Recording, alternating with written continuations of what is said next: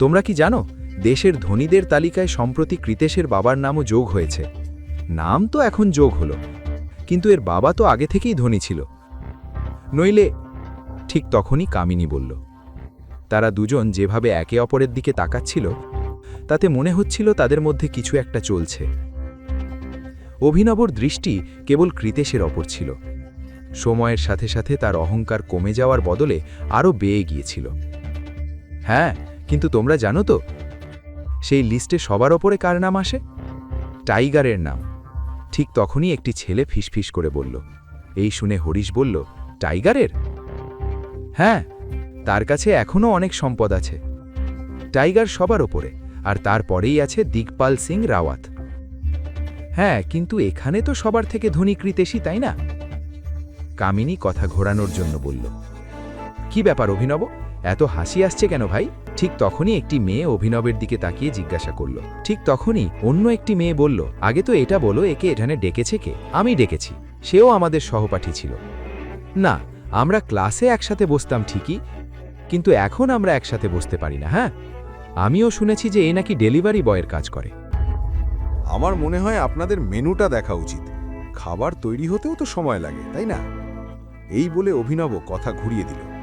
সে এদের কারোকেই উত্তর দিতে চাইছিল না, কিন্তু তার এই কথায় বাকি লোকেরা রেগে গেল। তাদের মধ্যে একজন লোক বলল, ভাই, এটা কি মজা চলছে? তুমি কি ভয় পাচ্ছ যে কৃতেশ তোমার জন্য খাবার অর্ডার করতে চলেছে? তুমি কবে থেকে কৃতেশের বন্ধু হয়ে গেলে? কামিনীও আগুনে ঘি ঢেলে বলল, হ্যাঁ, যদি তোমার কিছু খেতে হয় তবে তার দাম তোমাকেই দিতে হবে। কিন্তু এটা শুনেই কৃতেশ হাত তুলে সবাইকে শান্ত করিয়ে বলল, আরে কামিনী, কি বলছো? এখনো পার্টিতে এসেছে তো খাবার তো খাবেই। তুমি চিন্তা করো না বন্ধু, আমি তোমার বিলও ভরে দেব।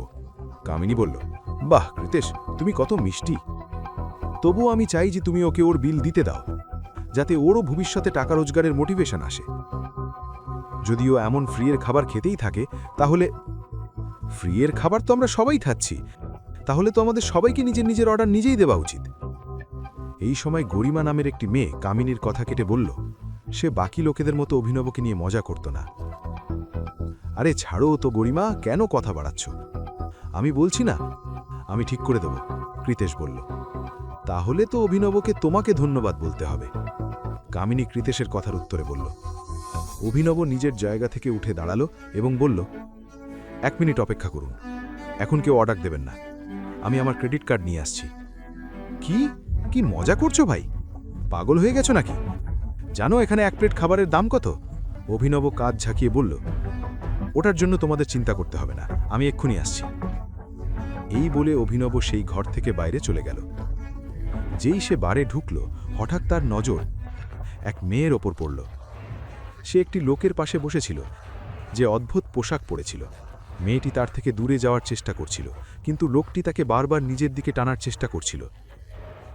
যখন অভিনব একটু কাছে গিয়ে দেখল, তখন সে জানতে পারল যে এই মেয়েটি আর কেউ নয়, বরং তার স্ত্রী অনন্যা। এই, হাত ছড়া! অভিনব সেই লোকটির ওপর জোরে চিৎকার করল।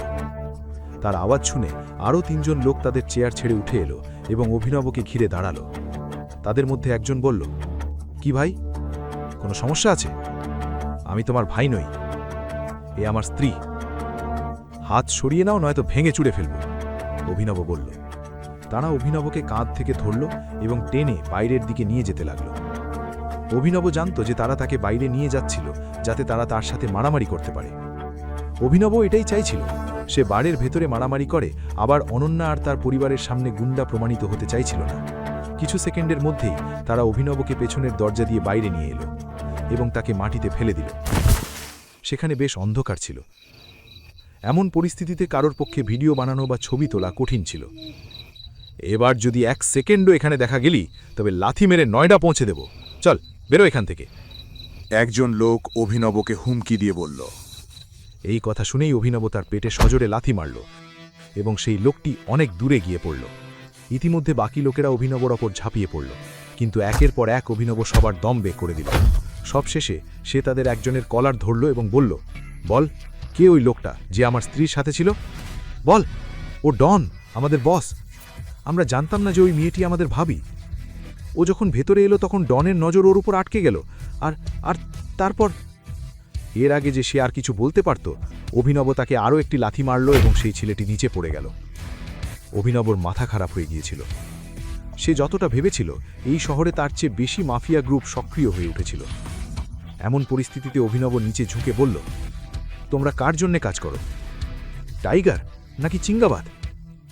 টাইগার টাইগার আর নেই, তার লোকজন সবাই ছড়িয়ে পড়েছে, কেউ কারোর কথা শোনে না। আপনার কি মনে হয় আমরাই একা এমন যারা এইসব করছি? এখন টাইগার নেই, তাই লোকরা নিজেদের নিয়ম তৈরি করা শুরু করে দিয়েছে। আর চিঙ্গাবাদ মনটিকে উড়িয়ে দিতে চায়, যাতে টাইগার ব্র্যান্ডের নাম মুছে যায়। তার কথা শুনে অভিনব এটা বুঝতে পারছিল না যে আসলে টাইগার গেছে কতদিন হলো। আমি টাইগারের টিমের কোর মেম্বার। এই কথা ভাবতেই অভিনবর হৃৎস্পন্দন দ্রুত হয়ে উঠল। এই লোকগুলোকে দেখে তার এটা অনুভব হচ্ছিল যে তাকে শুধু তার বাবার বদলা নিতে হবে না, বরং তাদের মতোই হাজার হাজার লোককে লাইনে আনতে হবে। সেই লোকগুলোকে বিদায় করার পর অভিনব আবার বাড়ি প্রবেশ করল। হঠাৎ তার চোখ অনন্যাকে খুঁজতে শুরু করল, কিন্তু অনন্যা কোথাও ছিল না। এখনই পকেট এফএম অ্যাপ্লিকেশন ডাউনলোড করুন, লিংক বর্ণনায় দেওয়া আছে।